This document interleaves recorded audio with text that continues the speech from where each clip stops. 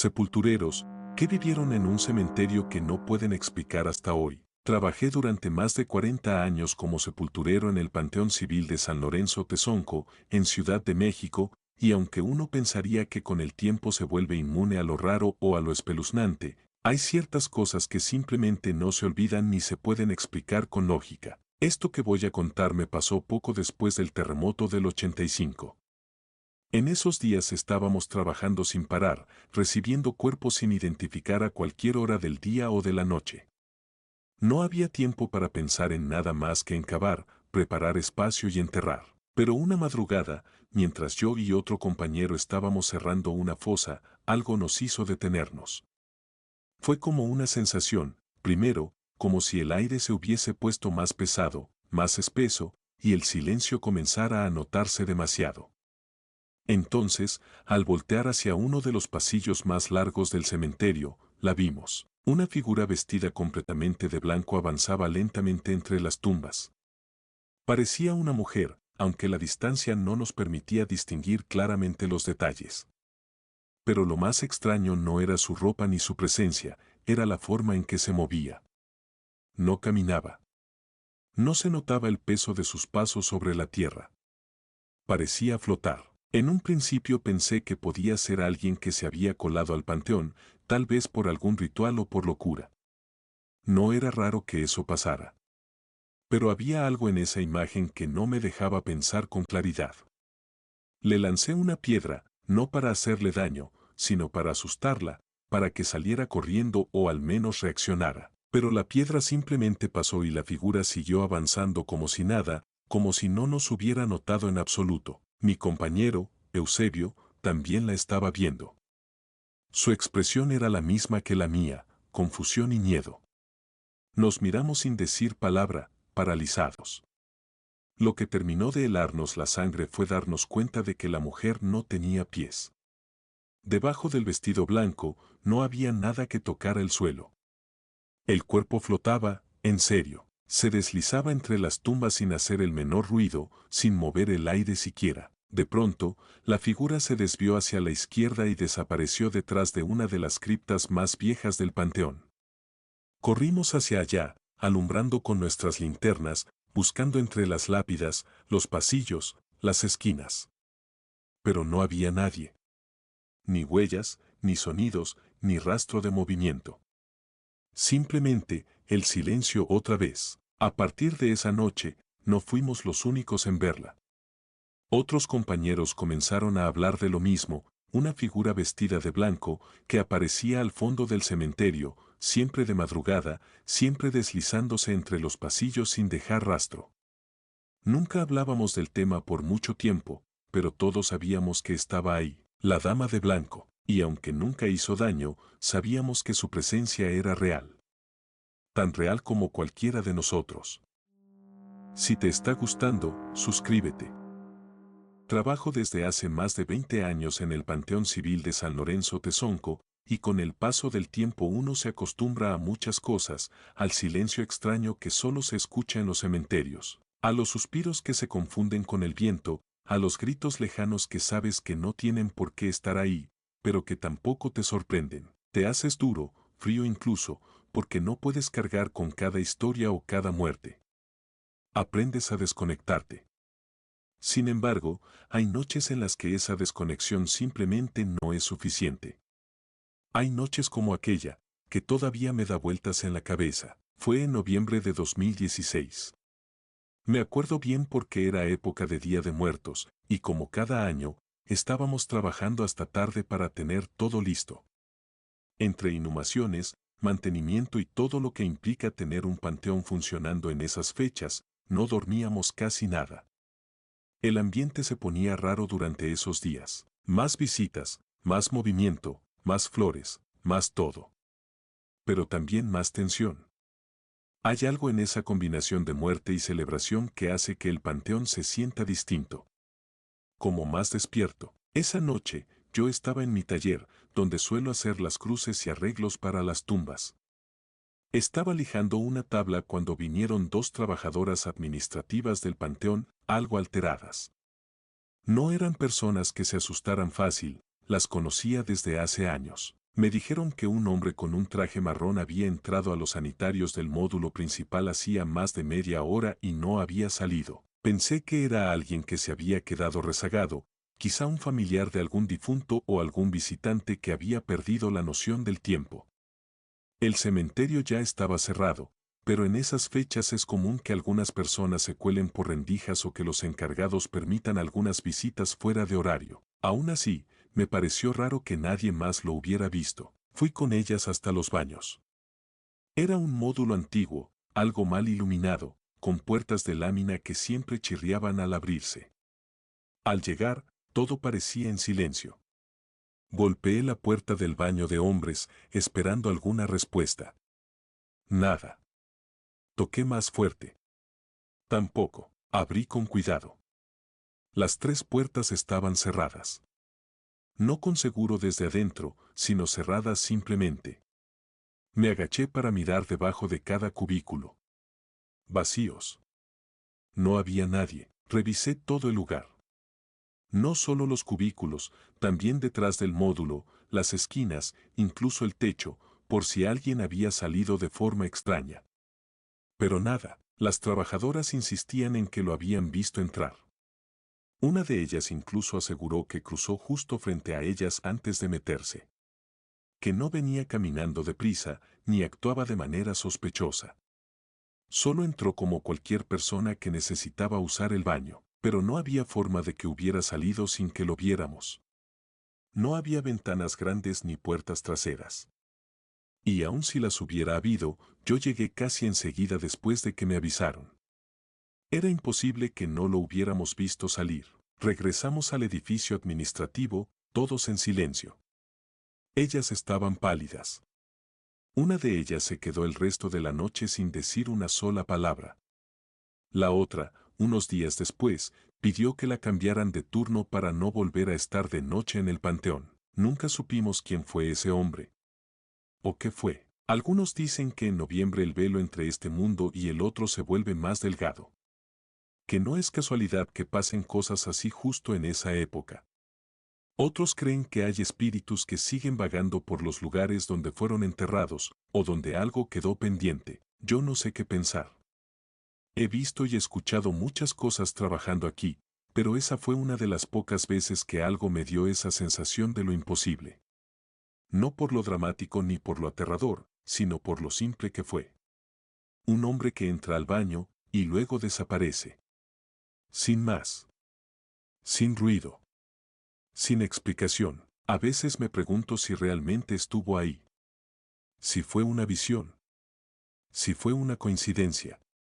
Pero luego recuerdo que no fui el único que lo vio. Y cuando camino solo por el panteón, en esas noches donde el aire se vuelve más espeso y cada sombra parece alargarse un poco más de la cuenta, no puedo evitar mirar hacia los baños y preguntarme si volverá a aparecer, o si nunca se fue. Siguiente historia. Hay noches en el panteón que se sienten más largas que otras. No por la cantidad de trabajo, ni por el frío, ni siquiera por la oscuridad. Hay algo que no sabes explicar bien, pero que se mete en la piel y te acompaña durante horas. Yo nunca fui de los que se asustan fácil. Cuando pasas años entre tumbas y lápidas, aprendes a ver la muerte como parte del paisaje. Sin embargo, hay un rincón del Panteón Civil de San Lorenzo Tezonco que me cuesta recorrer cuando el sol se oculta. Un sitio que, aunque pequeño, carga con un ambiente que no tiene explicación lógica. Está en el lote 14. Ahí, entre tumbas modestas, hay un mausoleo que no encaja con el resto. Desde lejos, parece una especie de casita decorada con colores tenues, figuras infantiles, una cuna de hierro blanco oxidado y hasta juguetes de plástico acomodados con cierto orden dentro. Lo construyeron hace unos 7 años, cuando murió un niño de no más de 4. Los papás quisieron que su última morada se pareciera a su habitación. Una idea tierna, si uno lo piensa desde el lado humano, pero que terminó convirtiéndose en el escenario de algo raro. La primera vez que sentí algo extraño en ese lugar fue durante un turno nocturno. Había terminado de limpiar unas tumbas cerca de la entrada y decidí cruzar el panteón para salir por el otro extremo, justo pasando por el lote 14. Era cerca de la 1 de la mañana. Iba solo, con mi linterna en la mano, y todo estaba en silencio, como suele estarlo a esa hora, hasta que escuché una risa. No era un sonido lejano ni distorsionado. Era clara, como si un niño estuviera escondido detrás de una tumba. Me detuve en seco. Pensé que era mi imaginación, pero entonces la escuché de nuevo. Era una risa aguda, breve, juguetona. No había nadie más trabajando esa noche. La linterna comenzó a fallar. Un parpadeo, después se apagó completamente por unos segundos. Cuando volvió, barrí el lote con la luz, tratando de encontrar algo. No vi a nadie. Lo que sí noté fue que algunos de los juguetes dentro del mausoleo habían cambiado de lugar. Recuerdo bien que esa mañana los vi ordenados en la esquina izquierda del interior, todos alineados sobre una repisa. Pero esa noche, el osito de felpa estaba en el centro, de pie, mirando hacia la reja. El carrito rojo que siempre estaba al fondo estaba ahora justo en la entrada, con las ruedas marcadas en el polvo. No entré. No pude. Sentí que si me acercaba demasiado, algo iba a salir de ahí. Al día siguiente, le conté a uno de mis compañeros, esperando que se burlara de mí o me dijera que me lo había imaginado. Pero me miró serio, como si le hablara de algo que él también conocía. Me dijo que no era el primero en oír risas ahí, que incluso, en una ocasión, mientras regaba las plantas cercanas, vio como uno de los juguetes se movía solo. Lo dijo sin dramatismo, como si ya fuera parte de su rutina. Con el tiempo, empecé a notar más detalles. En las madrugadas más silenciosas, si pasas por el lote 14, puedes oír como algo se mueve dentro del mausoleo. No es viento. No son animales. Son los sonidos precisos de piezas de plástico deslizándose por el suelo, de rueditas girando, de pequeños golpes como si alguien dejara caer algo con suavidad. Una vez, una señora que vino a visitar la tumba de un familiar me preguntó si era cierto que el espíritu del niño seguía ahí. Le dije que no podía asegurarlo, pero que sí, se habían escuchado cosas. Me respondió con tranquilidad que no le molestaba. Que si era cierto, al menos el niño seguía jugando en su cuarto. Esa frase se me quedó clavada. Yo no soy de los que creen sin pruebas, pero con este caso no sé qué pensar. La lógica me dice que los juguetes cambian de lugar porque alguien los mueve. Que las risas son sonidos que se filtran desde la calle. Que la sensación de incomodidad es solo sugestión mental. Pero después de tantos años trabajando ahí, sabiendo que solo hay una entrada al mausoleo, que está cerrado con candado, y que nadie entra por las noches, ya no estoy tan seguro. He pasado muchas veces por ahí, con la linterna baja y los pasos lentos. Siempre que lo hago, me entra una especie de respeto extraño. No miedo, no exactamente. Es como si supiera que ese rincón, ese mausoleo, le pertenece a alguien que aún está ahí. Y si me preguntas si he vuelto a escuchar risas, la respuesta es sí. Cada tanto, una carcajada corta rompe el silencio y, por un momento, todo el panteón parece detenerse a escuchar. Siguiente historia. Una de las cosas más curiosas de trabajar tantos años como sepulturero es que te vuelves una especie de testigo silencioso no solo de la muerte, sino también de lo que la gente deja atrás. Algunas personas entierran recuerdos, otras promesas y otras cosas más difíciles de entender. Yo me encargo, entre otras cosas, de fabricar cruces, adornos y arreglos para las tumbas. Trabajo en un pequeño taller dentro del panteón, un espacio sencillo con herramientas, tablas de madera, pintura, clavos y esas figuras que los deudos me piden para acompañar a sus muertos. Cruces con nombres, vírgenes, santos y últimamente muchas figuras de la Santa Muerte. No juzgo lo que la gente cree. Mi trabajo no es ese.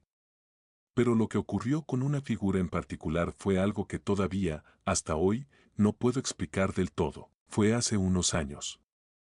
Me dejaron una figura de la Santa Muerte en el taller, como muchas veces pasa, para que la limpiara, le diera una mano de pintura y la preparara antes de colocarla sobre una tumba nueva. Era una figura alta, blanca, con una capa bordada a mano y detalles en rojo. Nada fuera de lo común para los encargos que recibo. La acomodé en una mesa al fondo del taller y planeaba trabajar en ella al día siguiente. Esa noche fue la primera vez que lo noté. Empezó con cosas pequeñas. Herramientas que dejaba en un sitio aparecían en otro. Una tabla que había dejado apoyada contra la pared estaba ahora en el suelo, sin razón aparente. Pensé que era el viento, o que simplemente me había confundido, pero al segundo día ya no era tan fácil justificar lo que pasaba. Estaba pintando una cruz cuando, de pronto, sentí un cambio brusco en la temperatura del ambiente. No fue una corriente de aire, fue como si el aire mismo se volviera más denso, más pesado. La puerta del taller estaba cerrada. Miré alrededor y, por un segundo, juré que la figura de la Santa Muerte se había movido ligeramente. No mucho, solo una leve inclinación de su cabeza hacia un lado. Me acerqué para revisarla, pensando que tal vez la base no estaba bien asentada. Pero estaba firme. Bien colocada. Imposible que se moviera sola. Esa misma noche, una de las ventanas del taller se cerró de golpe. Las herramientas comenzaron a caer de la repisa, una por una, como si alguien invisible las empujara. Me quedé quieto, sin saber si salir corriendo o quedarme. Había trabajado ahí durante años, incluso de madrugada, y jamás me había pasado algo así. No había animales, no había viento, no había nadie más. Solo yo y la figura. Al día siguiente, cuando se la llevaron para colocarla sobre la tumba, todo volvió a la normalidad. No más ruidos, no más caídas inexplicables, no más cambios de temperatura. Fue como si el taller respirara aliviado. Unos días después, hablé con el familiar que encargó la figura. Le pregunté, con toda la discreción que pude, si sabía algo especial sobre esa imagen. Me dijo que pertenecía a su abuela, una mujer muy devota, que la tuvo en casa durante más de 20 años. Que cuando murió, su única petición fue que la enterraran con ella, que no quería irse sin su protección. No supe qué decirle. Pero desde entonces, cada vez que me dejan una figura similar en el taller, la trato con especial cuidado. No por miedo, exactamente. Es más como una especie de respeto que me nació después de esa experiencia. Algunos dirán que fueron coincidencias, que yo mismo provoqué todo sin darme cuenta. Pero yo sé lo que sentí esa semana. Y sé que no fue casualidad que todo comenzara cuando llegó esa figura, y que terminara justo cuando se fue. Hay cosas que uno no puede probar, pero que se quedan en la memoria. Y esa semana con la Santa Muerte es algo que no pienso olvidar. Siguiente historia. No todo el mundo lo sabe, pero antes de que el Panteón Civil de San Lorenzo Tezonco fuera cementerio, este terreno era una antigua hacienda. Una propiedad enorme, rodeada por maizales y árboles, con caminos de tierra que ahora están enterrados bajo lápidas y nichos. Esa historia me la contaron los más viejos cuando entré a trabajar como sepulturero, hace ya más de 30 años. En esa época, no le di importancia. Era solo parte del pasado del lugar, algo que se decía por costumbre, como quien habla del clima o de un vecino que ya no está. Pero con el tiempo, uno se da cuenta de que hay cosas que se repiten demasiado como para ser solo leyenda. Según contaban, el dueño de la hacienda era un español de carácter fuerte, pero que amaba montar a caballo. Siempre se le veía al atardecer recorriendo sus tierras con un corcel negro, enorme, al que llamaban el diablo por la velocidad con la que corría y porque nadie más podía montarlo sin que lo tirara. El español murió ahí mismo, en la hacienda, por causas que nunca quedaron claras del todo. Algunos decían que de un infarto, otros que lo mataron por asuntos de dinero. Lo enterraron en la misma tierra que él había caminado por años, y después, con los años, la hacienda fue expropiada y convertida en panteón. Lo extraño es que los relatos sobre el caballo no terminaron con su muerte. Desde hace décadas, sepultureros, veladores y algunos visitantes han dicho que han visto a un caballo negro galopando por los pasillos del cementerio, sobre todo por las zonas más antiguas, donde el terreno es más irregular. Las descripciones coinciden, un animal enorme, sin jinete, que aparece de la nada y se desvanece antes de que alguien pueda acercarse. Yo no creía en esas cosas hasta que me tocó verlo. Era una madrugada de invierno. Hacía frío y yo estaba haciendo una ronda antes de cerrar el turno. Caminaba por la zona vieja, donde están las criptas más deterioradas y las tumbas ya casi olvidadas. Llevaba una linterna y mi radio. Todo estaba en silencio. Ni un perro ladrando, ni un auto a lo lejos, solo el crujido de mis pasos sobre la grava mojada. Entonces lo escuché. Primero un resoplido, como el de un animal grande respirando fuerte. Luego, el galope. Rápido, firme, acercándose. Giré la linterna hacia la dirección del sonido y lo vi. Era tal como lo habían descrito, negro como la noche, musculoso, imponente. Pero lo más perturbador fue que sus cascos no tocaban realmente el suelo. Galopaba a centímetros de la tierra, como flotando, pero levantando polvo igual que un animal de carne y hueso. Se desplazó frente a mí, cruzó el camino entre tumbas y desapareció tras un grupo de árboles. No tuve el valor de seguirlo. Me quedé quieto, con el corazón acelerado, escuchando cómo el sonido del galope se desvanecía hasta quedar solo el silencio. Al día siguiente, le conté a uno de los compañeros más antiguos. Solo me miró, se encogió de hombros y me dijo ya te tocaba. Según él, todos los que trabajan ahí el tiempo suficiente terminan viéndolo al menos una vez. Y después de eso, no vuelve a aparecerles. Como si fuera una especie de presentación o saludo. No he vuelto a ver al corcel desde entonces. Pero cada vez que paso por esa zona del panteón, bajo la mirada, camino más lento y me fijo bien por si vuelve a aparecer. No sé si es el espíritu de aquel español o algo más viejo, algo que siempre ha estado ahí, corriendo por esas tierras desde antes que llegáramos nosotros. Hay cosas en el panteón que uno aprende a aceptar sin entender.